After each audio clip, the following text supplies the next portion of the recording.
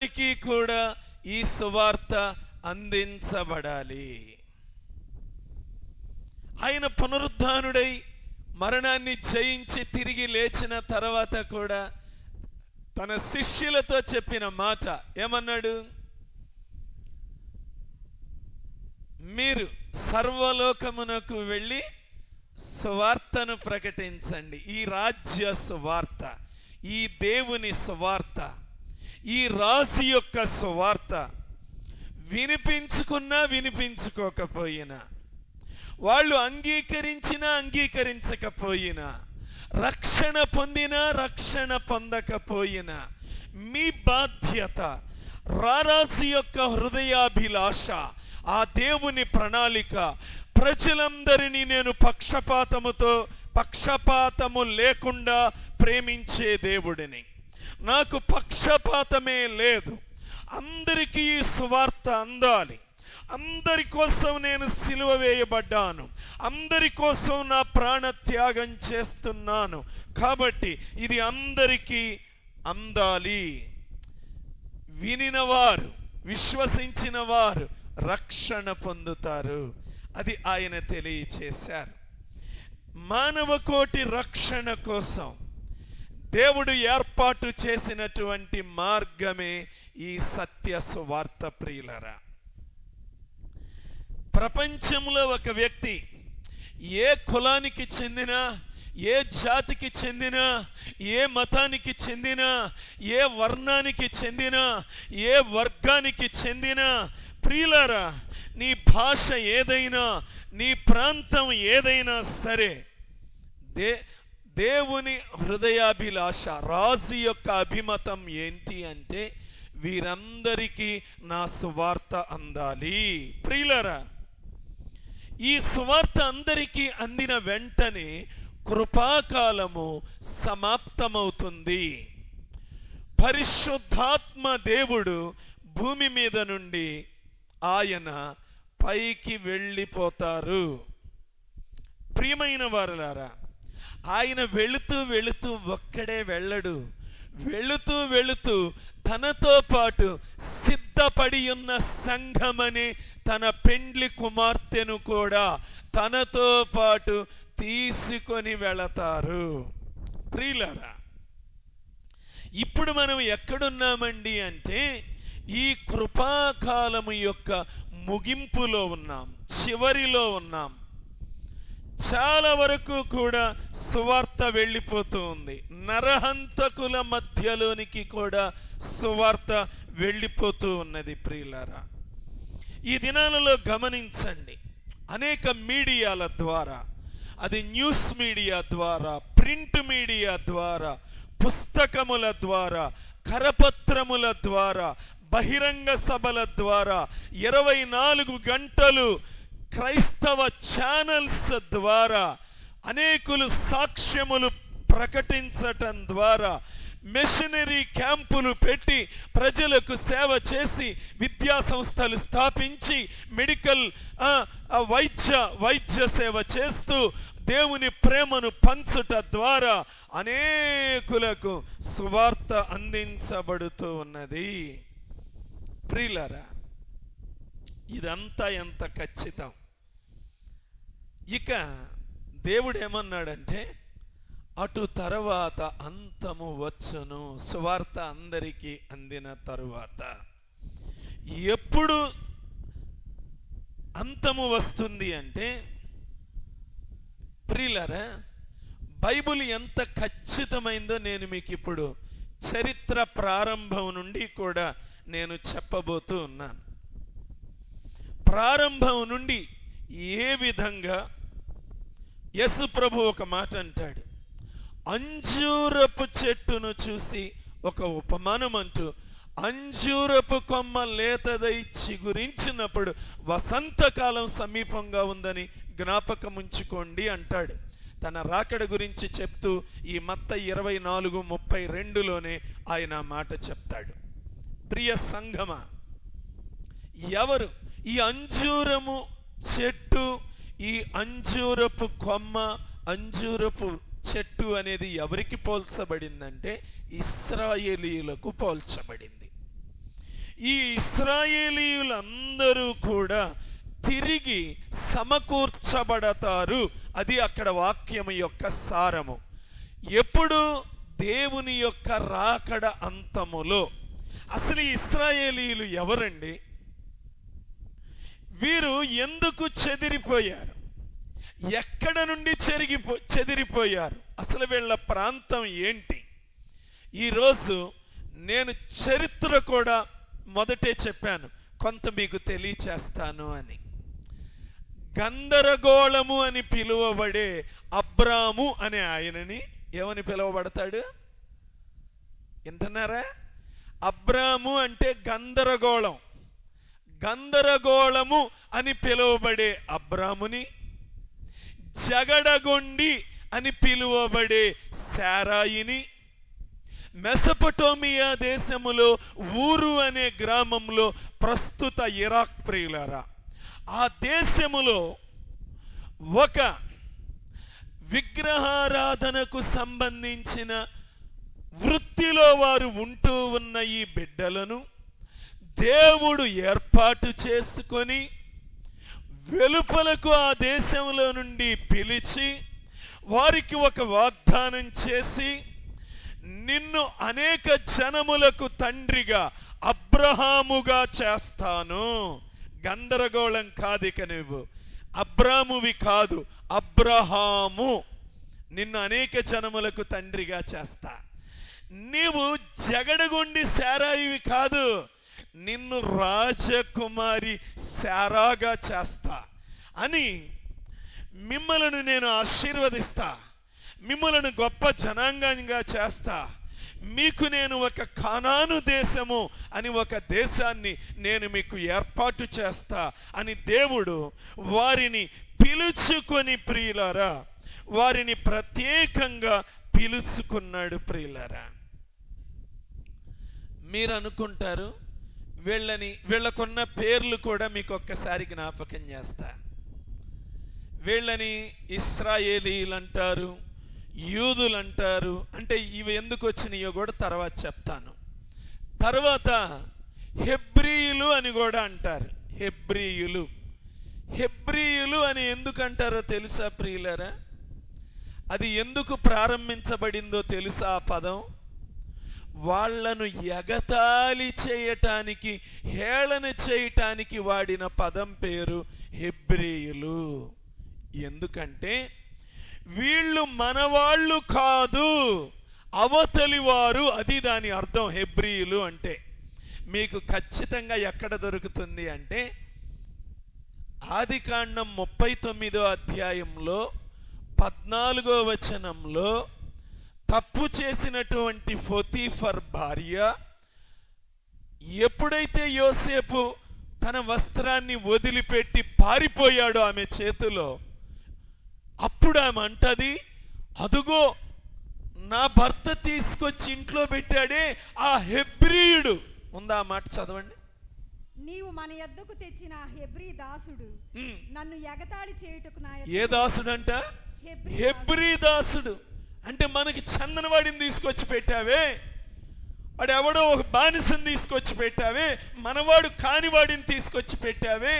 అంటే అది ఎగతాళితో, అపహాస్యముతో, చులకన భావముతో మాట్లాడిన మాట. కానీ ప్రియులారా, ప్రజలు మనకే పేరు పెట్టినా ఒక రోజు ఉంటుంది అవమానమునకు ప్రతిగా రెట్టింపు ఘనత. ఏ పేరు పెట్టి మనల్ని దూషించారో ప్రియులారా, ప్రభువారు మనలను తిరిగి ఆ పేరులో నుండి గొప్ప ఘనతను తీసుకొచ్చే దేవుడు. సరే ప్రియులారా, ఇక్కడ ఇలాంటి వీరిని అబ్రహాముని తీసుకొని వచ్చి కానాను దేశానికి నడిపించాడు. సరే, ఆయనకు పుట్టినటువంటి వారిలో ఇస్సాకు పుట్టాడు. ఇస్సాకు నుండి యాకోబు జన్మించాడు. యాకోబుకి 12 మంది కుమారులు. ఆ 12 మంది కుమారులనే 12 గోత్రాలుగా విభజించారు. ప్రియులారా, ఈ 12 గోత్రాలు కూడా వీళ్ళు యాకోబు యొక్క కుమారులు 12 గోత్రాలు ఉన్న సమయంలో, వీరు కానాను దేశంలో ఉన్న సమయంలో భయంకరమైన కరువు వచ్చింది ఆ ప్రాంతంలో. ఏం చేశారు వీళ్ళు? అప్పుడు యోసేపు ఐగుప్తు దేశంలో ఉన్నాడని, అక్కడికి వెళితే ఆయన చూసుకుంటానన్నాడని వీరందరూ ఐగుప్తు దేశానికి వెళ్ళారు. అక్కడికి వెళ్ళాక యోసేపు ఉన్నంత కాలం వీళ్ళ పరిస్థితి బాగుంది. యోసేపును ఎరుగని ఫరో రాజ్యమేలటం ప్రారంభించిన తరువాత వీళ్ళు ఆ ఐగుప్తు దేశంలో భయంకరమైన బానిసత్వం క్రిందకు వెళ్ళిపోయారు. 430 సంవత్సరాలు ఐగుప్తు దేశంలోనే వీళ్ళ టైం గడిచిపోయింది ప్రియులారా, గడిచిపోయింది. సరే, వీళ్ళు మూల్గులిడుతూ దేవునికి మొర్ర పెట్టారు. దేవుడు మోషేను ఎంపిక చేసుకున్నాడు. ఆ ఐగుప్తు దేశంలో నుండి, ఆ బానిసత్వంలో నుండి వీరిని దేవుడు వెలుపలకు తీసుకొని వచ్చి కానాను సరిహద్దుల దాకా వెళ్ళారు. సరే, అక్కడ నుండి దేవుడు ఏం చేశాడంటే, మోషే బాధ్యతలు షిఫ్ట్ చేస్తున్నానయ్యా అని యెహోషువకు బాధ్యతలు అప్పగించాడు. యోర్దానును దాటి వాగ్దాన దేశంలో తిరిగి ప్రవేశపెట్టే బాధ్యత, అధికారం దేవుడు యెహోషువకి ఇచ్చాడు. యెహోషువ తిరిగి వీరిని కానాను దేశం ఆఫ్టర్ ఏ లాంగ్ టైం, ఎన్నో వందల సంవత్సరాల తరువాత దేవుడు వాగ్దానం చేసిన తిరిగి పాలు తేనెలు ప్రవహించే కానాను దేశంలోనికి చేరుకోగలిగారు. సరే, ఈ కానాను దేశంలోనికి వెళ్ళాక ఇశ్రాయేలీయులు అభివృద్ధి చెందటం ప్రారంభించారు. ప్రియులారా, అప్పుడు ఏం జరిగిందంటే, వీళ్ళకు సరిగా పరిపాలన చేసేవారు లేకపోవటాన్ని బట్టి ఎవరిష్టం వచ్చినట్లుగా వారు జీవిస్తున్నారు అని దేవుడు వారికి న్యాయాధిపతులను ఏర్పాటు చేశాడు. ఒత్నియేలు అనే ఆయన మొదలుకొని సమూయేలు వరకు 15 మంది న్యాయాధిపతులు పరిపాలన చేశారు. జాగ్రత్తగా వినండి, ఎంత ఖచ్చితమో పరిశుద్ధ గ్రంథం. ముందు మీకు తెలుసుండాలి ఈ దినాలలో. అసలు ఈ చరిత్ర అంతా కూడా మీ మనసుల్లో ప్రింట్ చేసుకోండి. పొల్లైనా సున్నైనా తప్పిపోని మాటలు చెప్తున్నాను. ఏ చరిత్ర గ్రంథాలు విప్పినా 100% ఇది సత్యము అని తెలియచేయబడేటువంటి సత్యాలు ప్రియులారా. సరే, ఏం జరిగిందంటే, ఒత్నియేలు నుండి సమూయేలు వరకు 15 న్యాయాధిపతులు పరిపాలన చేశారు. ఆ తర్వాత ఇశ్రాయేలీయులు అన్నారు సమూయేలుతో, మాకు రాజు కావాలి, న్యాయాధిపతి కాదు రాజు కావాలి అన్నారు. సరే, సౌలుని రాజుగా పట్టాభిషేకం చేయటం జరిగింది. సౌలు తర్వాత దావీదు, దావీదు తరువాత సొలొమోను, సొలొమోను తర్వాత ఆయన కుమారుడైన యెరోబాము. గుర్తుపెట్టుకోండి, ఈ యెరోబాము రాజ్య పరిపాలన చేసే సమయంలో ఏం జరిగిందంటే, సరే ప్రజలు రాయబారం పంపించారు, అయ్యా సొలొమోను చివరి దినాల్లో మా మీద తట్టుకోలేని పన్నులు వేశాడు, ఆయన పరిపాలనలో కఠినమైన చట్టాలు తెచ్చాడు, నువ్వు కొంచెం జాలిపడు అంటే పెద్దల మాట ఆత్మీయుల మాట తీసుకోకుండా పనికి మాలిన ఆలోచన చెప్పే పనికి మాలిన యవ్వనుల మాట తీసుకున్నాడు. అప్పుడు ఏం జరిగిందంటే ప్రజలు తిరుగుబాటు చేశారు. 12 గోత్రాలలో 10 గోత్రాల వాళ్ళు వేరైపోయి ఇశ్రాయేలు రాజ్యము, దీనినే ఉత్తర రాజ్యము అని పేరు పెట్టబడింది. 10 గోత్రాల వారు ఉత్తర రాజ్యము లేదా దీనికే ఇశ్రాయేలు రాజ్యము అని పేరు పెట్టబడింది. ఇక 2 గోత్రాలు మిగిలినాయి, యోదా బెన్యామీను గోత్రం. ఈ 2 గోత్రాలు కలిసి దక్షిణ రాజ్యము, దీనికే యోదా రాజ్యము అని ఏర్పాటు చేయబడింది. ఉత్తర రాజ్యం అంటే 10 గోత్రాలు, దక్షిణ రాజ్యం అంటే 2 గోత్రాలు. ఈ విధంగా ఉత్తర రాజ్యం 10 గోత్రాలకు చెందిన ఇశ్రాయేలీలు యెరూషలేమును షోమ్రోనును రాజధానిగా చేసుకొని పరిపాలన చేయటం మొదలుపెట్టారు. దక్షిణ రాజ్యానికి చెందిన 2 గోత్రాల వారు అనగా యోధా రాజ్యానికి చెందిన వారు యెరూషలేమును రాజధానిగా చేసుకొని పరిపాలన చేయటం మొదలుపెట్టారు. ఇక ఇశ్రాయేలీల 10 గోత్రాలకు మొదటి రాజు ఎవరు అంటే అనగా ఉత్తర రాజ్యానికి యెరోబాము దగ్గర నుండి ప్రియులారా యోషియా వరకు 19 మంది ఇశ్రాయేలు రాజులు ఉత్తర రాజ్యాన్ని పరిపాలన చేశారు 10 గోత్రాలను. ఇక వీళ్ళను ఏం జరిగింది అంటే క్రీస్తు పూర్వం 722వ సంవత్సరంలో అష్షూరీయులు అనేవారు దండెత్తి వచ్చి ఈ ఇశ్రాయేలు రాజ్యం మీద దాడి చేసి వీరిని చెరపట్టుకొని వెళ్ళిపోయారు. ఇది 2వ రాజులు 17వ అధ్యాయం 23వ వచనంలో ఈ మాటలు వ్రాయబడి ఉన్నాయి. ఇక ఇశ్రాయేలీలు ఎప్పుడైతే చెరపట్టబడి తీసుకొని వెళ్ళబడ్డారో అక్కడ నుండి ఇక ఈ ఇశ్రాయేలు రాజ్యము అనేది అంతమైపోయింది ప్రియులారా. ఇక అది కనుమరుగైపోయింది. తరువాత దక్షిణ రాజ్యము యోధా రాజ్యము. దీనిని రెహబాము దగ్గర నుండి సిద్కియా అనే రాజు వరకు 20 మంది రాజులు పరిపాలన చేశారు. అక్కడ యెరోబాము దగ్గర నుండి యోషియా వరకు ఉత్తర రాజ్యాన్ని 19 మంది పరిపాలన చేశారు. ఇక్కడ దక్షిణ రాజ్యమైన యోధా రాజ్యాన్ని రెహబాము నుండి సిద్కియా వరకు 20 మంది రాజులు పరిపాలన చేశారు. ఆ తరువాత ఏం జరిగింది అంటే వీరిని కూడా నెబుకద్నెజర్ రాజు ఏం చేశాడు అంటే వీరిని బబులోను చెరలోనికి ఆయన తీసుకొని పోయాడు. ఉత్తర రాజ్యాన్నేమో అష్షూరీయులు చెరగొని పట్టుకొని వెళ్ళిపోయారు.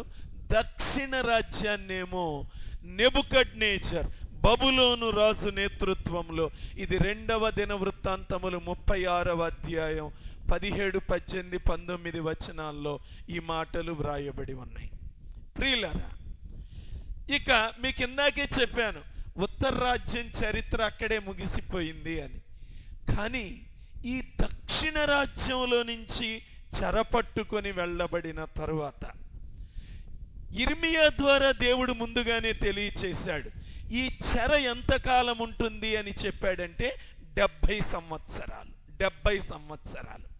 అందుకే దానియేలు గ్రంథాలు పరిశీలన చేసి ఆ దానియేలు 9వ అధ్యాయం మనకి అయ్యా చెరకాలం పూర్తయిపోతుందయ్యా, తిరిగి జ్ఞాపకం చేసుకోయ్యా అని ఆయన కన్నీరు కార్చి ప్రార్థన చేయటం మొదలు పెడతాడు. ప్రియులారా, ప్రార్థన చేయటం మొదలు పెడతాడు.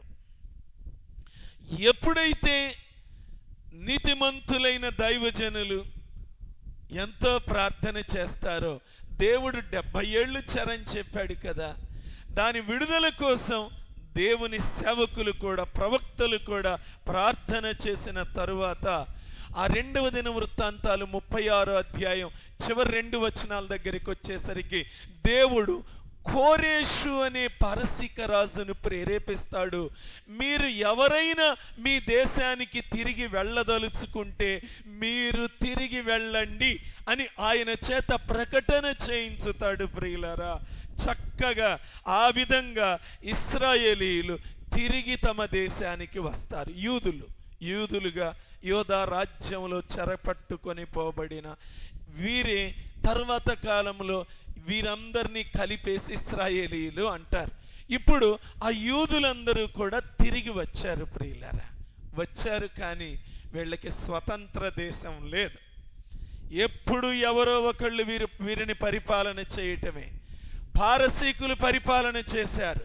వాళ్ళ పరిపాలన అయిపోగానే గ్రీకులు పరిపాలన చేశారు. వాళ్ళ పరిపాలన అయిపోగానే రోమీయులు పరిపాలన చేశారు. ఒకరి తర్వాత ఒకరు వీళ్లను ఏలుబడి చేస్తూనే వచ్చారు ప్రియులారా. ఈ రోమీయుల పరిపాలనలో ఉన్నప్పుడు అప్పుడు యేసు ప్రభువారు పుట్టటం జరిగింది. భూమి మీద శరీరధారిగా యేసు ప్రభువారు జన్మించటం జరిగింది. గుర్తుపెట్టుకోండి, మొదటిసారి ఒకసారి యూదా జనాంగం చెదిరిపోయారు. ఆ చెదిరిపోయిన వారందరూ తిరిగి సమకూర్చబడ్డారు అని చెప్పాను. ఇప్పుడు 70 ఏళ్ళు చెరకాలం అయిపోయాక తిరిగి సమకూర్చబడ్డారు. ఎందుకు సమకూర్చబడ్డారో తెలుసా? అది దేవుని వాగ్దానం. యెహెజ్కేలు గ్రంథము 37వ అధ్యాయంలో ఆ మాటలు వ్రాయబడి ఉంటాయి. ఒక్కసారి చూడండి. యెహెజ్కేలు గ్రంథము 37వ అధ్యాయము దేవుని వాక్యంలో ప్రియులారా మనం ఇక్కడ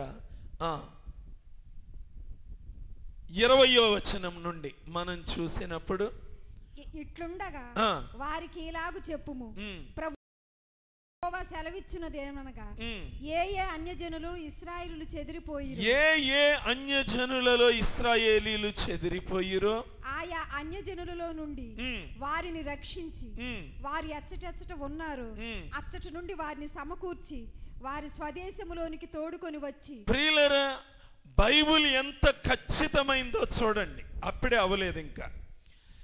దేవుడు ఏ విధంగా వారిని తిరిగి మొదటిసారి సమకూర్చాడో మీకు చెప్పాను. ఆ తర్వాత ఏం జరిగిందంటే ప్రియులారా, యేసు ప్రభువారు భూమి మీద సేవ చేస్తూ ఉన్నప్పుడు ఆ దినాల్లో పెత్తనాన్ని అధికారాన్ని చలాయిస్తున్నటువంటి పరిసయ్యులైన వారు, శాస్త్రులైన వారు, సమాజంలో అధికారాన్ని మాత్రమే కోరుకుంటూ పరిశుద్ధ జీవితాన్ని ఇష్టపడని వారు, యేసు ప్రభువారు చెప్తున్నటువంటి సత్యబోధ, పరిశుద్ధ బోధ ఇష్టపడక తమ పాపములు బహిరంగపరుస్తున్నాడు అని, ఈ విధంగా జీవిస్తే వాళ్ళు దుష్టుని సంబంధులు, గురుగులు విత్తేవాళ్ళు, చెడు విత్తేవాళ్ళు, సాతాను సంబంధులు, పరిశుద్ధంగా బ్రతకని వాళ్ళు అని యేసయ్య చెప్తూ ఉంటే ఈ బోధను తట్టుకోలేక వారు ఏం చేశారంటే, ఈ యేసును సిలువ వేయము అని కేకలు వేశారు. అప్పుడు పిలాతు ఈయనలో ఏం తప్పిదం ఉంది అని ఎంక్వైరీ చేశాడు, విచారణ చేశాడు. ఆ విచారణలో యేసు ప్రభువులో ఏ తప్పు లేదు అని తెలిసింది. అబ్బాయి, మీరేమో ఈయన్ని సిలివేయండి అని కేక వేస్తున్నారు, నాకు ఈయనలో ఏ దోషం కనబడలేదు, ఎందుకు సిలివేయాలి అని అడిగితే, లేదు సిలివేయాల్సిందే, కైసరే మాకు రాజు, ఈయన నేను ఇంకొక రాజును అంటున్నాడు అని. నువ్వు గనక ఈయన్ని సిలివేయకపోతే నువ్వు కైసరికి వ్యతిరేకంగా కుట్ర చేస్తున్నట్లే పిలాతు అని పిలాతును కూడా బెదిరించారు. అప్పుడు ఆయన ఏం చేశాడంటే, ఆయన తెలివిగా తప్పుకోలేడు, కానీ ఆయన ఏం చేశాడు, తన అధికారం కోసం, నా అధికారం పోతే పోయింది, నీతిమంతుడికి నేను శిక్ష వేయకూడదు అనకుండా ప్రియులారా, ఆయన ఏం చేశాడు అంటే, సరే నా చేతులు నేను గడుక్కుంటున్నా అని నీళ్లు తీసుకొని మత్తయి సువార్త 27వ అధ్యాయం 24వ వచనంలో, పిలాతు అల్లరి ఎక్కువగుచున్నదే గాని తన వల్ల ప్రయోజనం ఏమీ లేదని గ్రహించి నీళ్లు తీసుకొని జనసమూహం ఎదుట చేతులు కడుక్కొని, ఈ నీతిమంతుని రక్తమును గూర్చి నేను నిరపరాధిని, మీరే చూచుకొనుడని చెప్పెను. చదువమ్మా. అందుకు ప్రజలందరూ వాని రక్తము మా మీదను మా పిల్లల మీదను ఉండును గాకనిరి. చూడండి ప్రియులారా, ఈ నీతిమంతుని రక్తముతో నాకు సంబంధం లేదు అంటే ఇశ్రాయేలీలు అంటున్నారు, అక్కడ ఉన్నటువంటి ప్రజలందరూ అంటున్నారు, ఈ రక్తము మా మీద, ఆ తీర్పు ఏదైనా నీ మీదకి ఏది రాదు, అది మా మీద మా పిల్లల మీదకి వచ్చునుగాక. ఎంత భయంకరమైన మాట ప్రియులారా. ఎప్పుడైతే వీరు ఇలాంటి తప్పైనటువంటి ప్రకటన చేశారో యేసు ప్రభుని అన్యాయంగా సిలువ వేయటం జరిగింది. వీరిని సాటిస్ఫై చేయటానికి, వీరి ఈగోని సాటిస్ఫై చేయటానికి, తన పదవిని కాపాడుకోవటానికి దొంగలు సమకూడి నీతిమంతుడైన యేసు ప్రభు వారిని అన్యాయంగా పొట్టన పెట్టుకున్నారు. ఈ దినాల్లో కూడా కుట్రలు చేసుకుంటూ అన్యాయస్తులు సమకూడుతూ నీతిమంతులను పొట్టన పెట్టుకుంటున్నారు. ప్రియులారా, భయంకరమైన సమాజం. తప్పుకోలేదు ఈ సమాజం దేవుడి న్యాయ తీర్పులో నుండి. ఇది ఖచ్చితం. ప్రియులారా, గ్రాహం స్టెయిన్స్ ని ఆయన కొడుకులను కాల్చివేస్తే, ప్రియులారా, ఒరిస్సా రాష్ట్రానికి ఏం జరిగిందో తెలీదా?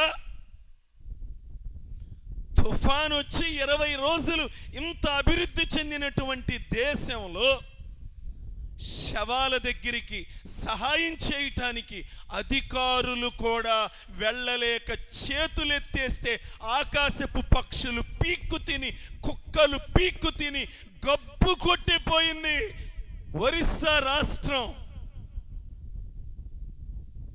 నీతిమంతుడి రక్తము చిందిస్తే సమాజానికి ఏం జరుగుతుందో మానవ కోటికి అర్థం కావడం లేదు.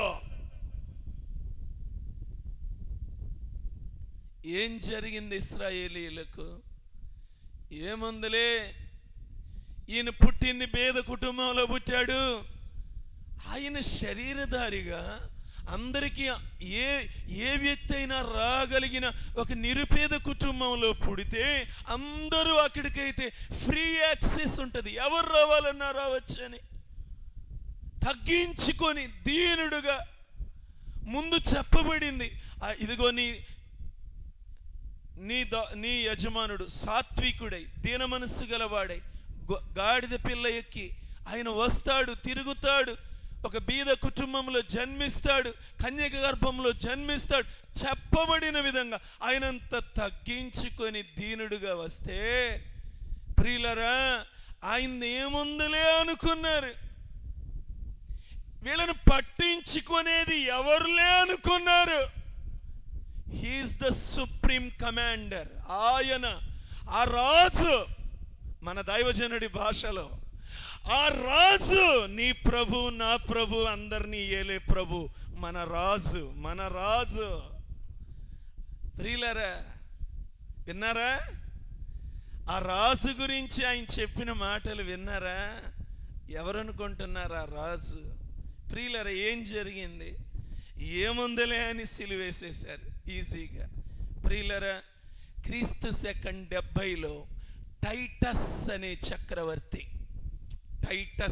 చక్రవర్తి యెరూషలేము మీదకి దండెత్తి వచ్చాడు. ప్రియులారా, క్రైస్తవులు ఏం చేశారో తెలుసా? వాడు హింస ప్రారంభించగానే తెలివిగా చాలా మంది పారిపోయారు, చెదిరిపోయారు ప్రపంచమంతా. అప్పటికే యేసు ప్రభుని నమ్మిన వారు, విశ్వసించిన వారు. ఇశ్రాయేలీలు యెహోవా దేవుణ్ణి నమ్ముతారు, యేసు ప్రభుని నమ్మరు. వీళ్ళు మూర్ఖంగా అక్కడే ఉన్నారు. 10 లక్షల మందిని ఆ నీతిమంతుడి రక్తము మా మీదను మా పిల్లల మీదను ఉండునుగాక అన్నారు కదా. 10 లక్షల మందిని నరికేశాడు. ప్రియులారా, వారి రక్తం యెరూషలేము వీధులలో కాలువలలాగా ప్రవహించింది. 10 లక్షల మంది. మనం చూడండి, ఎక్కడన్నా రోడ్డు మీద ఒక మనిషికి ఏదన్నా యాక్సిడెంట్ అయితే ఆ ప్రాంతం అంతా ఎంత రక్తం కారుంటుందో, మరి 10 లక్షల మంది అంటే యెరూషలేములో రక్తం ఎంత ఏరులై పారిందో చూడండి. ప్రియులారా, మొదటి నష్టం జరిగింది అది. రెండవదిగా ఏం జరిగిందో తెలుసా? 1,00,000 మందిని పట్టుకొని ప్రపంచ దేశాలలో బానిసలుగా అమ్మేశాడు. టైటస్ మామూలుగా హింస పెట్టల. ఇశ్రాయేలీల్ని 10 లక్షల మందిని చంపేశాడు. రెండవదిగా ప్రియులరా ఏం చేశాడు? 1,00,000 మందిని ప్రపంచ మార్కెట్లో బానిసలుగా అమ్మివేశాడు. ప్రియులరా, ఇక మిగిలిపోయిన ఇశ్రాయేలీలు కూడా ప్రపంచమంతా చెల్లాచెదురైపోయారు. క్రీస్తు శకం 70వ సంవత్సరము తర్వాత ప్రపంచ పటములో ఇశ్రాయేలు దేశము లేదు, కనుమరుగైపోయింది. ఇశ్రాయేలు దేశము లేదు. ఉత్తర రాజ్యం లేదు, దక్షిణ రాజ్యం లేదు, అన్న లేడు, తమ్ముడు లేడు, భార్య లేదు, భర్త లేడు, చెట్టుకొకరు పుట్టకొక్కరై. ప్రియులరా, అయిపోయింది. అనాథలై అరిచే రోజు ఆ రోజు ఇశ్రాయేలీలకు వచ్చింది. ఇంకో రోజు మన మధ్యలో రాబోతా ఉంది. మనకి ప్రియులైన దైవజనులు ఒంగోలు నుంచి వస్తుంటారు, ఎప్పుడు ఆ పాట పాడిస్తాడు కదా, అదే అదే ఆ రోజు అని. ప్రియులరా, రాబోతూ ఉన్నది. ప్రియులరా, సరే, ఏం జరిగింది? దేశం ఖాళీ అయిపోయింది, ఇశ్రాయేలు దేశం. దీనిని క్రమక్రమముగా ముస్లిం సహోదరులు ఆక్రమించుకోవటం మొదలుపెట్టారు. ఆ దేశం వారు ఆక్రమించుకొని ఇక వారు స్థిరపడిపోయారు. కానీ దేవుడు యెహెజ్కేలు ద్వారా ఇచ్చిన వాగ్దానం ఇప్పుడు మనం పూర్తి చేసుకుందాం. 37వ అధ్యాయములో దేవుడు అంటున్నాడు, 21వ వచనము, ఏ అన్యజనులలో ఇశ్రాయేలులు చెదరిపోయిరు, ఆయా అన్యజనుల్లో నుండి వారిని రక్షించి వారు ఎచ్చటచ్చట ఉన్నారో అచ్చట నుండి వారిని సమకూరుస్తాను, వారి స్వదేశములోనికి తోడుకొని వచ్చి, వారి స్వదేశములోనికి, వారి స్వంత దేశం ప్రపంచ పటములో కనుమరుగైపోయిందే. ఇక దేశం అనేది లేకుండా, గుర్తుపెట్టుకోండి, సంవత్సరం క్రీస్తు శకం 70లో ఇది జరిగింది. 70లో మ్యాప్లో నుండి తుడిచేయబడింది. ఈలోపు 1948లో 70 తీసేసి ఎంతో చెప్పమ్మా, చదువమ్మా. వారిక మీదటి ఎన్నటికి రెండు రాజ్యాలుగా, మీది ఉత్తర రాజ్యం, మాది దక్షిణ రాజ్యం, మీరు 10 గోత్రాలు వేరు, మేము 2 గోత్రాలు వేరు అని ఉండకుండా, చదువమ్మా. దేశములు ఇశ్రాయేలు పర్వతముల మీద వారిని ఏకజనముగా చేసి, ఏం చేస్తాడంటే ఇప్పుడు వారిని ఏకజనముగా చేసి, ప్రియులరా, ఇక మీదట 2 రాజ్యాలు లేవు, అందరిని ఏకరాజ్యముగా చేసి వారికి అందరికి ఒక రాజునే నియమించెదను. తమ విగ్రహముల వలన గాని, తాము చేసి ఉన్న హేయ క్రియల వలన గాని, ఏ అతిక్రమ క్రియల వలన గాని వారికి మీదట తమ్మును అపవిత్రపరచుకొనకుండా నేను వారిని ఏకరాజ్యంగా చేయబోతున్నాను. ప్రియులరా, ఇది జరిగితేనే బైబిల్ సత్యం. ప్రియులరా, ఇది అంటే ఈ వచనంలో మనకి 4 కనపడుతూ ఉన్నాయి. మనకి కొన్ని అంశాలు కనబడుతూ ఉన్నాయి. ఏంటంటే, ప్రపంచంలో ఇశ్రాయేలీలు ఎక్కడెక్కడికి చెదిరిపోయారో ఆ చెదిరిపోయిన ఇశ్రాయేలీలందరూ తిరిగి వస్తారు. రెండవది, వారు తిరిగి రావడం పూర్తయింది అంటే మనకి ఇందాకేం చదువుకున్నాం, మత్తయి సువార్త 24లో అంజూరపు చెట్టు చిగురించుచున్నప్పుడు ఇక వసంతకాలం సమీపించింది, రాకడ దగ్గర పడింది. 3, ఇక 2 రాజ్యాలుగా ఉండకుండా ఏకరాజ్యంగా మార్పు చెందుద్ది. 1948 మే 14వ తారీఖున 2వ ప్రపంచం యుద్ధము అయిపోయిన కొద్ది సంవత్సరాలకే ప్రియులరా, ఇశ్రాయేలు దేశము తిరిగి ఒక దేశముగా ప్రపంచ పటములో క్రీస్తు శకం 70లో తుడిచివేయబడింది మ్యాప్లో. ఇక no more Israel country, Israel దేశం లేనే లేదు. ఎన్నేళ్ళు?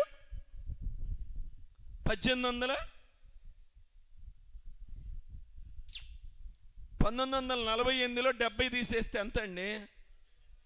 1878.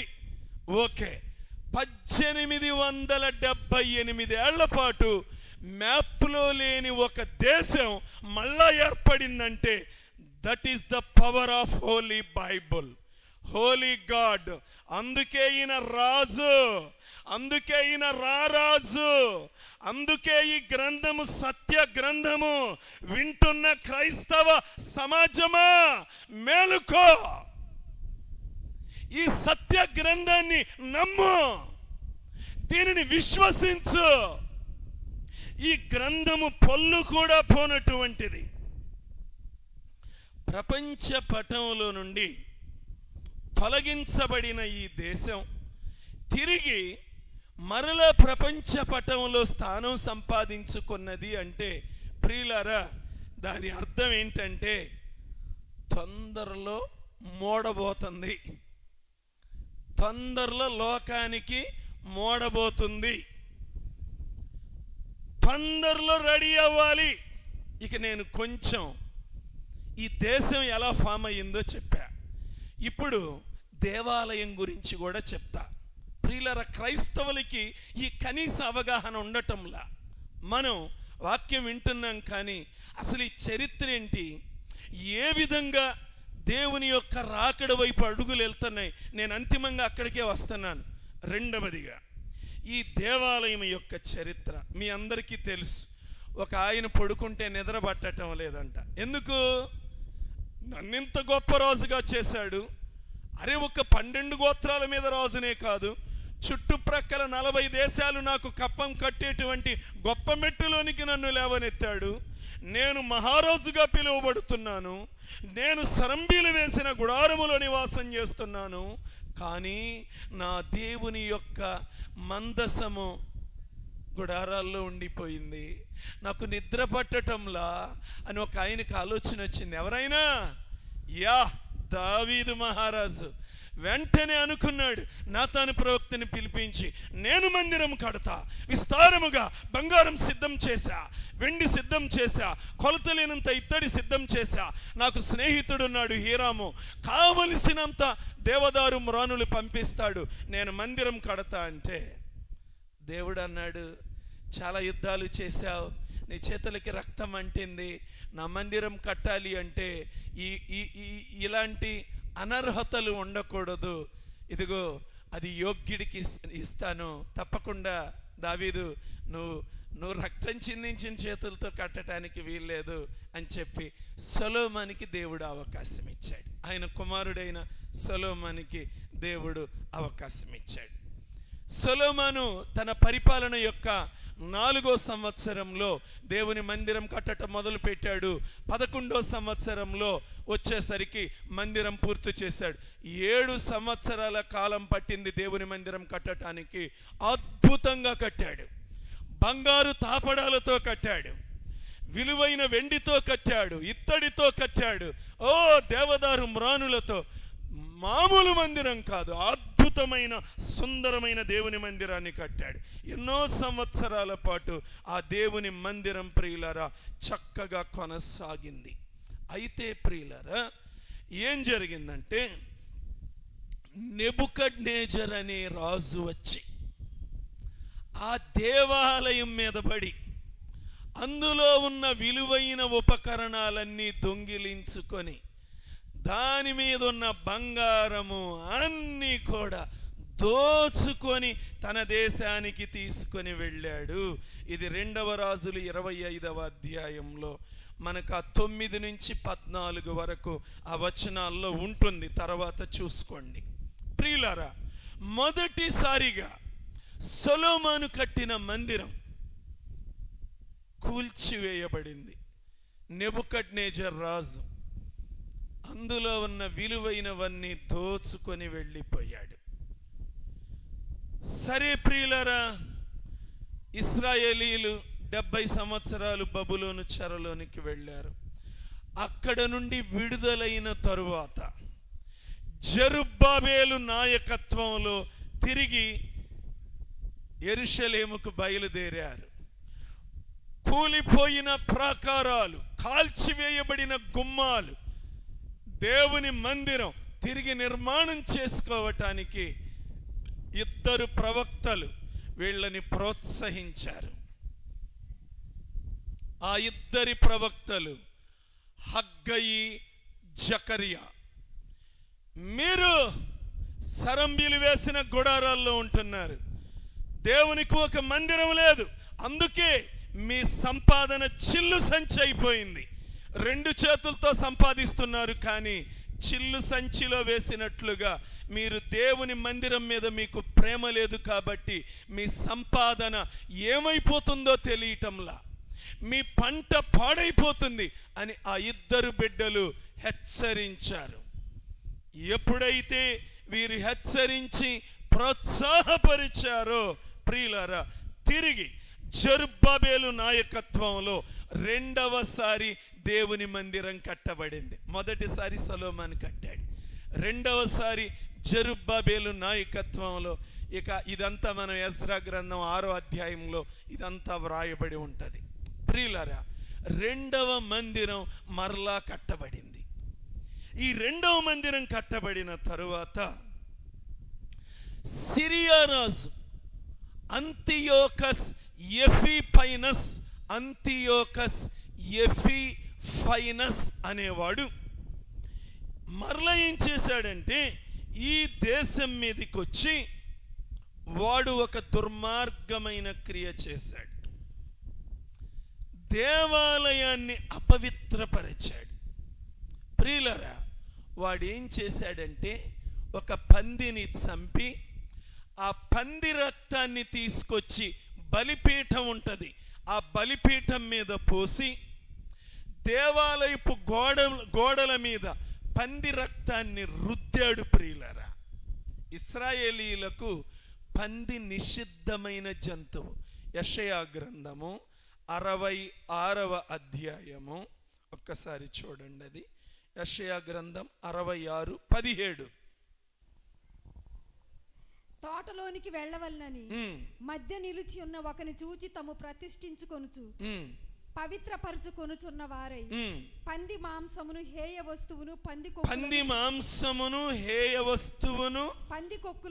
కొక్కులను తినువారును ఒకడును తప్పకుండా నశించెదరు. ఇదే యెహోవా వాక్కు. అంటే పంది మాంసం హేయ వస్తువు, హేయమైంది. అసలు వాళ్ళకి పంది నిషిద్ధమైనది.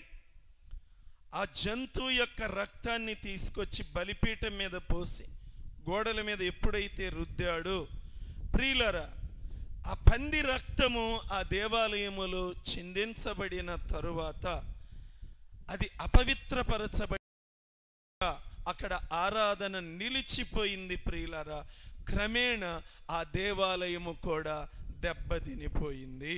ఇది 2వది. ఆ తర్వాత ఏం జరిగిందంటే, యేసు ప్రభు వారి శరీరధారిగా భూమి మీద ఉన్నప్పుడు ఆయన ఒక దేవాలయములో ప్రవేశించాడు. అక్కడున్నటువంటి పరిసయ్యులు శాస్త్రులు యేసు ప్రభు వారి మధ్య సంభాషణ జరిపినప్పుడు వాళ్ళు ఏమంటారు, దీనిని ఎన్ని సంవత్సరాలు కట్టాడంట? 46 సంవత్సరాల పాటు మా పితరులు కట్టారు అంటాడు కదా. అది 3వ మందిరం ఎట్లా ఏర్పడిందో అది కూడా చెప్తాను మీకు, ఒక్క నిమిషం. అప్పుడు రోమీయులు పరిపాలన చేస్తున్న దినాలు. మహాహేరోదు అనే వాడిని యూదుల మీద పరిపాలనకు పంపించారు. యూదులు తిరగబడ్డారు. మా మీద ఎప్పుడు మీరేనా పరిపాలన చేయటం అని రోమీయుల మీద, మహాహేరోదు మీద వీళ్ళు తిరుగుబాటు చేశారు. తిరుగుబాటు చేస్తే వాడు తెలివిగా ఏమన్నాడంటే, ఆ మహాహేరోదు అనేవాడు, మీకు నేను మందిరం కట్టించి పెడతాను, మీకు మందిరం లేదు కదా, మీకు మందిరం కట్టించి పెడతాను అనేసరికి వీళ్ళ సెంటిమెంట్ మీద దెబ్బ కొట్టాడు. ప్రియులారా, ఎప్పుడైతే ఒక మంచి పని చేస్తానన్నాడులే అని ఎగిరెగిరి పడుతున్న వాళ్ళు చప్పబడ్డారు. సరే, వాళ్ళను శాంతింపచేశాడు. ఏదైనా సరే హేరోదు ద్వారా 3వ మందిరం కట్టబడింది. మనకి తెలిసిది యోహాను సువార్త 2వ అధ్యాయంలో 20వ వచనం అనుకుంటాను, అక్కడ ఉంటుంది దీని గురించి. ఈ దేవాలయం 46 సంవత్సరాలు కట్టారు అని. సరే ప్రియులారా, ఇప్పుడు ఏం జరిగింది అంటే, ఆ కట్టబడిన మందిరం యేసు ప్రభు వారు చనిపోయాక టైటస్ క్రీస్తు శకం 70లో ఆ 3వ మందిరాన్ని కూడా కూల్చివేశాడు. అయిపోయింది ప్రియులారా. ఇక ఆ మందిరం కూడా ఇప్పుడు ఏం జరగాలి అంటే ప్రియులారా, ఇప్పుడు అక్కడ ఏముందంటే డోమ్ ఆఫ్ రాక్ అనే మసీద్ ఒకటి ఉంది. అక్కడే దేవాలయం కట్టబడాలి. ఖచ్చితంగా కడతారు రాబోయే రోజుల్లో. ఆ తర్వాత సంఘము ఎత్తబడుతుంది. ప్రియులారా, అయితే యూదుల సాంప్రదాయం ఒకటి మీకు జ్ఞాపకం చేస్తున్నా. సరే ప్రియులారా, వీళ్ళు పవిత్రపరుచుకొని దేవుని ఆలయంలోనికి వెళ్ళాలి. పవిత్రపరుచుకొని దేవుని ఆలయములోనికి వెళ్ళాలి అంటే పాప పరిహారార్థ జలం కావాలి. ఏం జలం కావాలి? పాప పరిహారార్థ జలం కావాలి. అది ఎలాగ దొరుకుతుంది? దేంతో తయారు చేస్తారు? వీళ్ళకు ఒక ఎర్రని పెయ్యి కావాలి. ఒక్క తెల్ల వెంట్రుక కూడా లేకుండా ఎర్రని పెయ్య ఉండాలి. ఇది సంఖ్యాకాండం 19వ అధ్యాయంలో ఈ పెయ్య గురించి మొదటి 10 వచనాల్లో వ్రాయబడుతుంది. ప్రియులారా, అది దొరికినప్పుడు దానిని చంపుతారు, దానిని దహిస్తారు. దాని బూడిదను తీసుకొని ఏం చేస్తారంటే ప్రియులారా, ఆ పూర్వకాలంలో మట్టి పాత్రలలో దానిని నిల్వ చేస్తూ ఉండేవాళ్ళు. ప్రియులారా, ఇప్పుడు ఆ మట్టి పాత్రలు కూడా ఎక్కడున్నాయో మన వాళ్ళు తవ్వకాలు జరుపుతూ ఉన్నారు. మరి అవి దొరికినాయో లేదో నాకు ఇంకా తెలియదు. ఈ మట్టి పాత్రలలో ఆ దినాలలో ఆ కలశాలు ఏదో ఇవన్నీ కూడా వీటిని ఈ పరిశుద్ధ జలం, పాప పరిహారార్థ జలం అనే దానిని ఆ పాత్రలలో తయారు చేసి నీళ్లు కలుపుకొని తయారు చేసి ప్రియులారా అది తమ మీద చల్లుకొని వీళ్ళు అప్పుడు తిరిగి కట్టబడిన దేవుని మందిరములో, క్రొత్త మందిరములో ప్రవేశిస్తారు. వాళ్ళేమో యెహోవా దేవుడిని ప్రియులారా ఆరాధన చేయటానికి మందిరములో ప్రవేశిస్తారు. అదే టైంలో మధ్యాకాశంలో యేసయ్యను కలుసుకోవటానికి నువ్వు నేను వెళ్ళిపోతాం. వాళ్ళేమో దేవుని ఆలయంలో యెహోవా దేవుణ్ణి ఆరాధన చేయటానికని లోపలికి వస్తారు. మనమేమో మధ్యాకాశంలో యేసయ్యను కలుసుకోవటానికి ఎత్తబడతాం. ప్రియులారా, ఇప్పుడు అక్కడికి వెళ్ళాలి అంటే ఎవరు వెళతారు? ఒక్క మాట ఉంటుంది బైబిల్లో, 12:13 హెబ్రీ పత్రిక, పరిశుద్ధత లేకుండా ఎవడును ప్రభువుని చూడనేరడు. పరిశుద్ధంగా బ్రతకాలి, రక్షణ పొందాలి, పరిశుద్ధంగా బ్రతకాలి. రక్షణ పొందినంత మాత్రాన కుదరదు. రక్షణ పొందాను లేని ఎలా పడితే అలాగా బ్రతికితే కుదరదు. పరిశుద్ధంగా బ్రతకాలి. అందుకే పౌలు గారు కొరింథీలో ఉన్న పరిశుద్ధులకు, రోమాలో ఉన్న పరిశుద్ధులకు, కొలస్సీలో ఉన్న పరిశుద్ధులకు ఎందుకు రాస్తున్నాడు? పరిశుద్ధంగా బ్రతకండి. అలా బ్రతికితేనే ప్రభువుని చూడగలుగుతారు, రాకడలో ఎత్తబడతారు. విమానము ఏ విధంగా అయితే ఒక్కసారి అకస్మాత్తుగా ఎలా లేచి వెళ్ళిపోతుందో మనం కూడా ప్రియులరా ఒకరోజు రాబోతుంది. ప్రియులరా, పరిశుద్ధంగా బ్రతికిన వాళ్ళు. ఇక్కడ ఓ చిన్న క్లారిఫికేషన్. నా ఒపీనియన్ సంఘం ఎప్పుడు ఎత్తబడుతుంది అంటే ప్రియులరా, నా ఉద్దేశము రాకడలో 2 రకాల రాకడలు ఉంటాయి. రహస్య రాకడ, బహిరంగ రాకడ. రహస్య రాకడలో ఎవరైతే ఆయన రక్తంలో కడగబడి పరిశుద్ధులుగా బ్రతుకుతారో వారందరూ రహస్య రాకడలో ఎత్తబడతారు అని నేను విశ్వసిస్తున్నా. దానికి నాకున్న ఆధారం ఏంటంటే మొదటి తెస్సలోనికైలకు రాసినటువంటి పత్రిక 5వ అధ్యాయము, మొదటి తెస్సలోనిక 5వ అధ్యాయము 9వ వచనము. ఎందుకనగా మన ప్రభు అయిన యేసుక్రీస్తు ద్వారా రక్షణ పొందుటకే దేవుడు మనలను నియమించెను గాని ఉగ్రత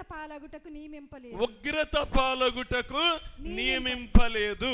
ఇది నాకున్నటువంటి మొదటి నిరీక్షణ ప్రియులారా. ఉగ్రతలో మనం ఉండం. 7 ఏండ్లు సంఘం ఎత్తబడిన తరువాత 7 సంవత్సరములు మహాశ్రమలు, భూమి పుట్టింది మొదలుకొని అలాంటి శ్రమలు ఏ మానవుడు ఎప్పుడు చూడబోడు, వినబోడిక. అంతకు ముందు ఎప్పుడు కూడా ఆ రాకడ వచ్చాకే, ఆ సంఘం ఎత్తబడ్డాక ఉగ్రత పాలగుటకు నియమించలేదు. ఇది మొదటిది. రెండవ నా నమ్మకం ఏంటి అంటే 2వ కొరింథీయులకు రాసినటువంటి పత్రిక 11వ అధ్యాయము 2వ వచనము. దేవాసక్తితో మీ ఎడల ఆసక్తి కలిగి ఉన్నాను, ఎందుకనగా పవిత్రురాలైన కన్యకనుగా ఒక్కడే పురుషునికి అనగా క్రీస్తుకు సమర్పింపవలనని మిమ్మును ప్రదానము చేసి తినిగా. ప్రియులారా, మనం ఒక్కడే పురుషుడైన క్రీస్తుకి ప్రదానం చేయబడ్డాం. ఇప్పుడు క్రీస్తుకు ప్రదానం చేయబడిన నిన్ను నన్ను తీసుకెళ్ళి అపవాదికి మరలా అప్పగిస్తాడా? ఏమండి, మనకు భార్యగా చేయబడిన వ్యక్తిని ఇంకొకళ్ళ చేతుల్లో పెడతామా? నో నో నో, ఇది అసాధ్యం. అందుకని ప్రియులారా, ఒక్కడే పురుషుడైన క్రీస్తుకి మనం ప్రదానం చేయబడ్డాం. రేపు వాడు 7 సంవత్సరాలు వాడి పరిపాలనలో వాడి దగ్గర కూడా ఉండండి అని ఎలా అంటాడు? మనకు ఒక్కడే పురుషుడు కదా, యేసే కదా మన పురుషుడు, ఆయనకే చెందిన వారిం కదా, ఆయనతోనే ఉండాలి కదా. ఇది 2వ నిరీక్షణ. 3వది అపొస్తల కార్యములు 20వ అధ్యాయము 28వ వచనము. అపొస్తల కార్యములు 20:28. దేవుడు తన స్వరక్తమిచ్చి సంపాదించిన తన సంఘము. చూసారా, ఆయన తన స్వరక్తమిచ్చి సంపాదించుకున్న సంఘాన్ని అన్యులకి ఇస్తాడా? ఏమంటున్నాడు? ఓయ్ కాపర్లరా, మీరే జాగ్రత్తగా కాయండి, నా మందకి ఇబ్బంది లేకుండా కాయండి అంటున్నాడు కదా. నా మందకి ఇబ్బంది జరగకూడదు, మీరు చాలా జాగ్రత్తగా కాయండి అని మాలాంటి కాపర్లకు ఆయన బుద్ధి చెప్తున్నాడు, హెచ్చరికిస్తున్నాడు. మందకి నష్టం జరగకూడదు, మందని బాగా కాయండి, ప్రేమగా కాయండి, మంచి ఆహారం పెట్టండి అని ఆయన ఇంత జాగ్రత్తలు చెప్తున్నాడు కదా. అది నా రక్తం ఇచ్చి కొనుక్కున్న సంఘం, మీరు జాగ్రత్తగా కాయండి. ఇలాంటి సంఘాన్ని ప్రియులరా, ఆయన సేవకులకే మీరు జాగ్రత్తగా చూసుకోండి అన్న దేవుడు అపవాది ఉన్న కాలంలో సంఘాన్ని అప్పచెప్తాడా? నా ఉద్దేశం, శ్రమల కాలానికి ముందే సంఘం ఎత్తబడుతుంది. ప్రియులరా, అది శుభదినం. మరి ఇంకొక మాట ఉంటుంది. ఇప్పుడు 8:1 రోమా పత్రికలో, ఇప్పుడు క్రీస్తు యేసునందున్న వారికి లేదు, ఏ శిక్షా విధి లేదు.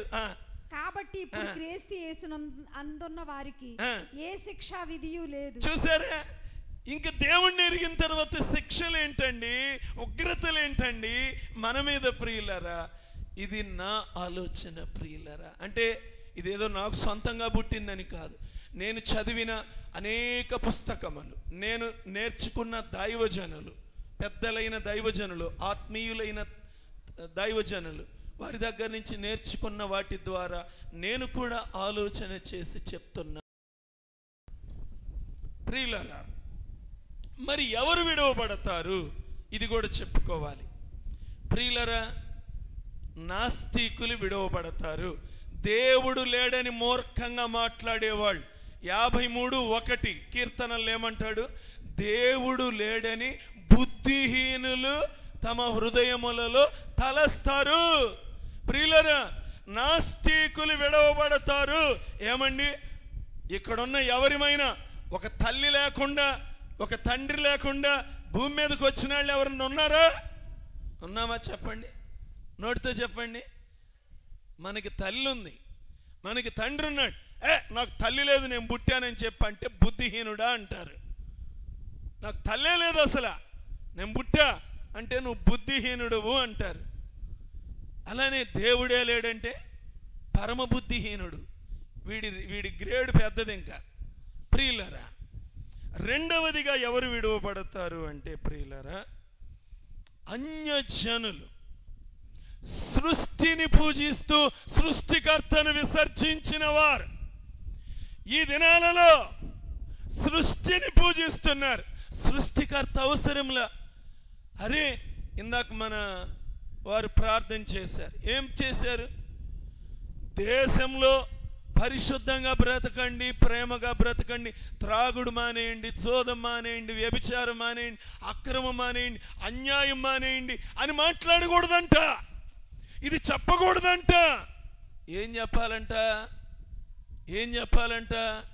నీ ఇష్టం వచ్చినట్లు బ్రతుకు, పందిలాగా పొరలాడు, ఎంతమందితో అయినా జీవించు, ఎలాంటి మురికైన బజారుల్లో నువ్వు తాగుతా నడుస్తావో, కత్తులు పట్టుకుని నడుస్తావో, విచ్చలవిడిగా జీవిస్తావో, నీ జోలికి మేము రాం, నీ జోలికి రాం. పవిత్రంగా బతకమని చెప్పావా? అలాగా యేసు ప్రభు బ్రతకమున్నాడు, పరిశుద్ధంగా, నీతిగా. కోపము, ఆయాసం, ద్వేషం, పగ, శత్రుత్వం, కడుపు మంట, జలస్ మైండ్ ఇవి లేకుండా నీతిగా, యథార్థంగా, పవిత్రంగా, నిష్కపటంగా నిన్ను వలె నీ పొరుగువానిని ప్రేమిస్తూ బ్రతకమని నా యేసయ్య చెప్పాడు అని చెప్తాం బాబు. ఒక చెడు మాట మాట్లాడితే మీరు ఏ శిక్ష అయినా వెయ్యండి బాబు అంటే, నువ్వెవరవయ్యా ఈ మాట చెప్పడానికి అంటున్నారు. సృష్టికర్తను విసర్జిస్తున్నారు, సృష్టిని పూజిస్తున్నారు. వీళ్ళందరూ ప్రియులారా. ఏమండి? ప్రకటన గ్రంథమా 20వ అధ్యాయము ప్రియులారా. ఎక్కడమ్మా? 21:8. పిరికి వారును, అవిశ్వాసులను, అసహ్యులను, నరహంతకులను, వ్యభిచారులను, మాంత్రికులను, విగ్రహారాధికులను, అబద్ధికులు అందరూ అగ్నిగంధకములో మండు గుండములో పాలు పొంది. ఖచ్చితం ప్రియులారా, అందులో ఉన్నది మీరు అర్థం చేసుకోండి. నువ్వు గనక సృష్టిని పూజించావా, సృష్టికర్తను వదిలిపెట్టి, ఒక చిన్న జంతువు చచ్చిపోతే గుండెలు కొట్టుకుంటున్నారు, గుండెలు కొట్టుకుంటున్నారు, కోసుకుంటున్నారు కత్తులతో. ఇదిగో ఈ జంతువును చంపిన వాడిని చంపుతామంటున్నారు. పరిశుద్ధంగా బ్రతికే, ఘటమును పవిత్రంగా పరిశుద్ధంగా కాపాడుకుంటూ నీతిగా బ్రతికే ఒక వ్యక్తి చంపబడితే కొంతమందికి ఇది అన్యాయమని అంటానికి నోరు కూడా పెగలటములా. ప్రియులరా, మిమ్మల్ని పరిపాలన చేస్తాం, నీతిగా పరిపాలన చేస్తాం అని ప్రమాణాలు చేసి ఎక్కిన కొంతమంది, అందరు కాదు, ఆ దేవుడు వాళ్ళను ఉన్నతమైన పదవుల్లో కూర్చోబెడితే, ప్రజలకు న్యాయం చేయాల్సిన పదవుల్లో కూర్చున్న కొంతమంది, ఇంత దుర్మార్గం జరిగి లక్షల మంది గుండెలు కొట్టుకొని ఏడుస్తూ ఉంటే ఏంటి అన్యాయం అని కొంతమంది కనీసం అది తప్పు అని అంటానికి కూడా, ఏమండి, ఒక వ్యక్తి మంచోడు చెడ్డోడు చచ్చిపోయాడు, చంపేశారో చచ్చిపోయారో అనుకుందాం, ఏదో ఒకటి జరిగింది, అయ్యో అది జరిగి ఉండాల్సింది కాదు అని ఒక్క మాట అనలేమా ప్రియులరా? మనల్ని ఆ మెట్టులో పెట్టినప్పుడు కూడా అనలేమా?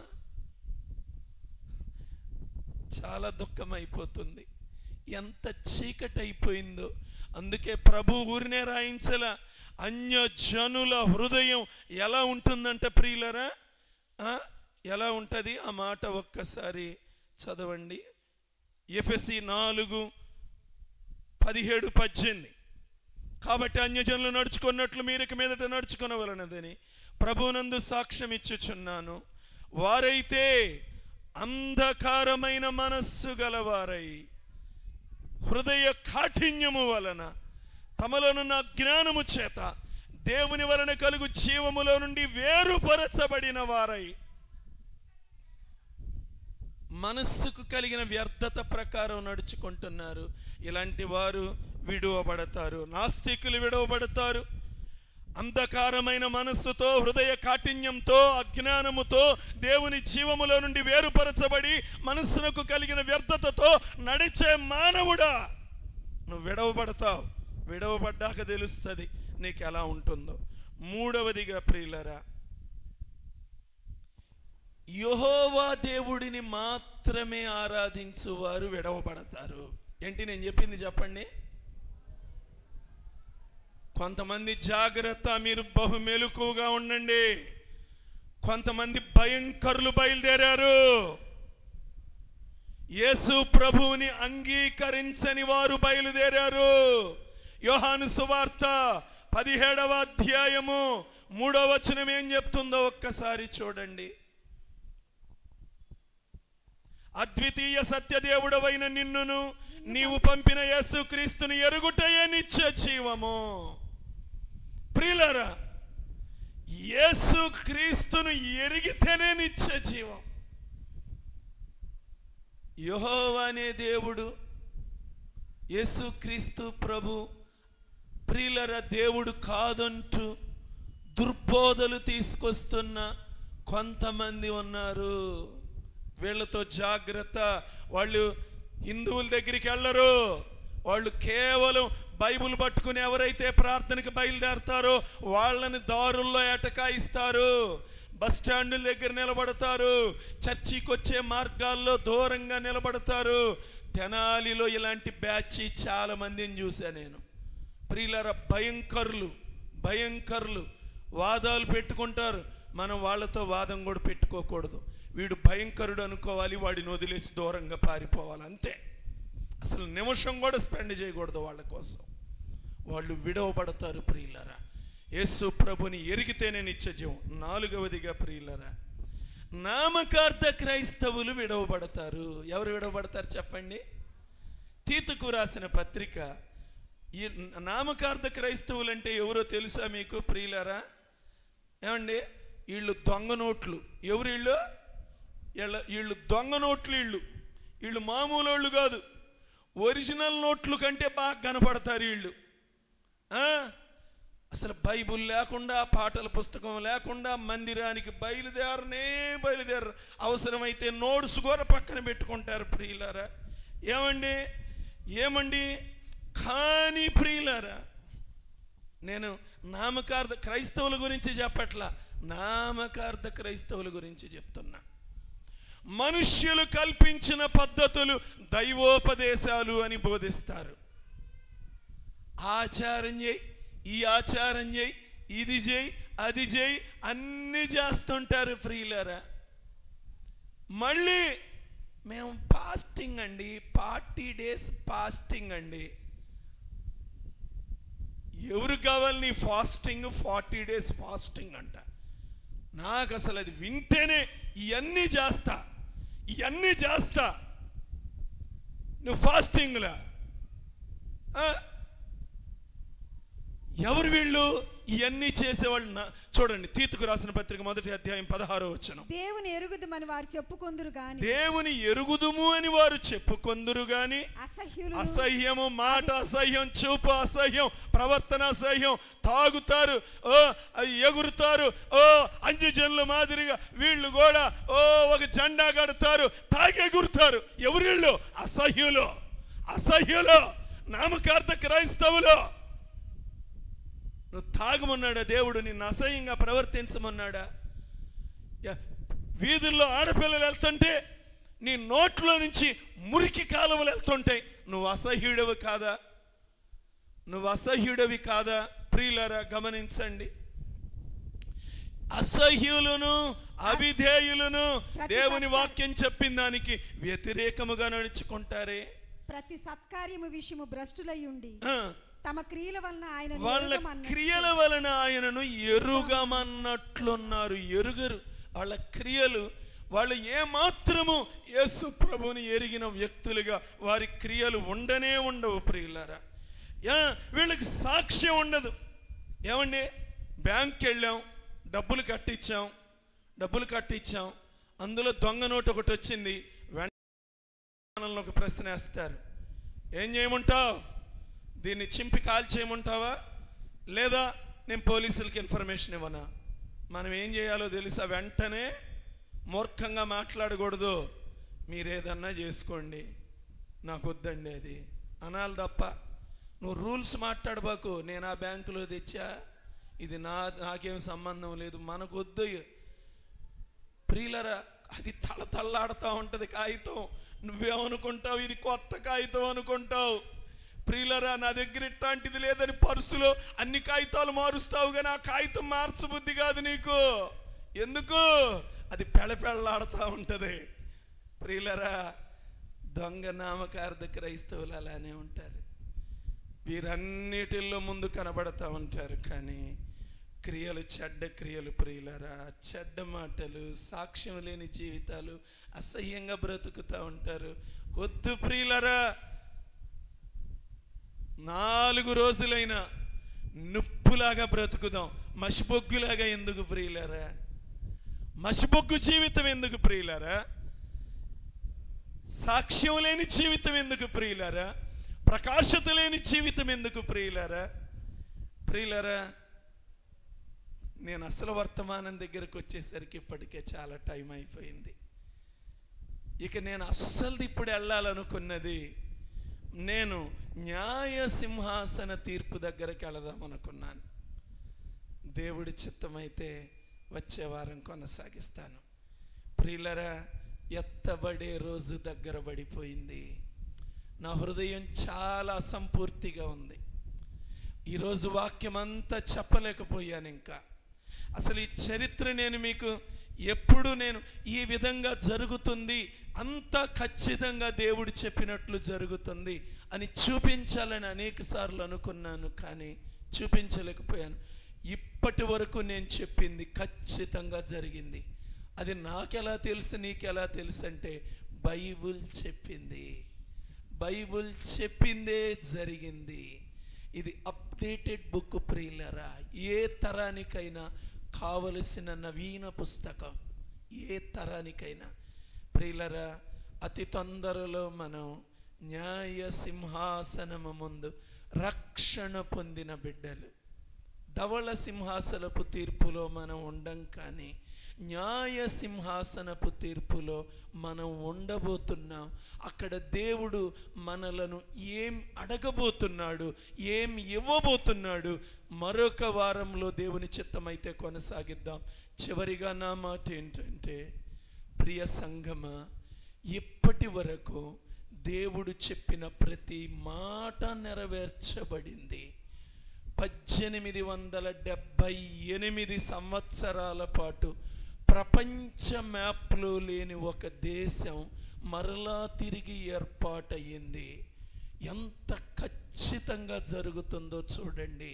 అలానే ప్రియులరా, దేవుడిని ఎరిగి ఆయన రక్తములో మనం కడగబడి పరిశుద్ధ జీవితం జీవిస్తే ఖచ్చితంగా రాకడలో ఎత్తబడబోతున్నాం. విడువబడే వారిలో, ఇక్కడున్న వారిలో ఒక్కరు కూడా విడిచిపెట్టబడకూడదని బైబుల్ సత్య గ్రంథమని మీ ముందు పూర్తిగా జరిగిన ప్రతి సంఘటన మీ కళ్ళకు కట్టినట్లు చూపించాను. అతి త్వరలో ఏం జరగబోతుందో కూడా మనం చూడబోతున్నాం. దానికి ముందు సిద్ధపడదాం ప్రియులరా. ఇంకా ఎవరైనా విడిచిపెట్టబడే లిస్టులోనే ఉండిపోతే, రాకడ వచ్చినప్పుడు రెప్పపాటులో రహస్య రాకడలో కన్ను మూసి కన్ను తెరిచేసరికే ప్రియులరా, దేవుణ్ణి ఎరిగిన బిడ్డలు మాయమైపోతారు. ఈ మధ్య కొన్ని విమానయాన సంస్థలు క్రైస్తవ దేశాలలో ఏం చేస్తున్నాయో తెలుసా? విమానానికి 2 పైలట్స్ ఉంటారు కదా, వాళ్ళల్లో ఒకడు రక్షణ పొందిన వాడిని పెడుతున్నారంట, 2 రక్షణ పొందిన వాళ్ళని పంపట్లేదంట. ఒకడు ఖచ్చితంగా రక్షణ పొందని వాడిని పంపుతున్నారంట. ఎందుకు? 2 రక్షణ పొందితే వాళ్ళిద్దరు ఎత్తబడితే ఈ విమానం. అందుకని నిజంగా ప్రియులరా, నేను చెప్పేది ఇట్స్ నాట్ ఏ జోక్, ఇది సత్యం చెప్తున్నాను నేను. ఇది పరిశుద్ధ స్థలం, జోక్లేసే స్థలం కాదు. నేను ఖచ్చితంగా చాలా మంది దగ్గర విన్నమాట, సత్యం దైవజనుల నోట్లో నుండి విన్నమాట. ఇద్దరిలో ఒకరు రక్షణ పొందిన వ్యక్తి ఉంటే ఖచ్చితంగా రెండో వ్యక్తి రక్షణ లేని వాడిని పంపుతున్నారంట. ఎందుకంటే ఆ సెకండ్ ఎప్పుడు వస్తుందో మనం మహిమ రూపంలో ట్రాన్స్ఫర్మేషన్ వేలో జరిగిపోతుంది, రూపాంతరత జరిగిపోతుంది, వెళ్ళిపోతాం ప్రియులరా. 7 ఏండ్లు మనకి విందు జరగబోతుంది. అందులో ఇక్కడున్న ప్రతి ఒక్కరూ ఉండాలని మనస్ఫూర్తిగా కోరుకుంటూ ఈ వాక్యాన్ని ముగిస్తున్నాను. ప్రార్థన చేసుకుందాం. ప్రభువా, నిజంగా మీ గ్రంథం ఎంత సత్యమైనదయ్యా.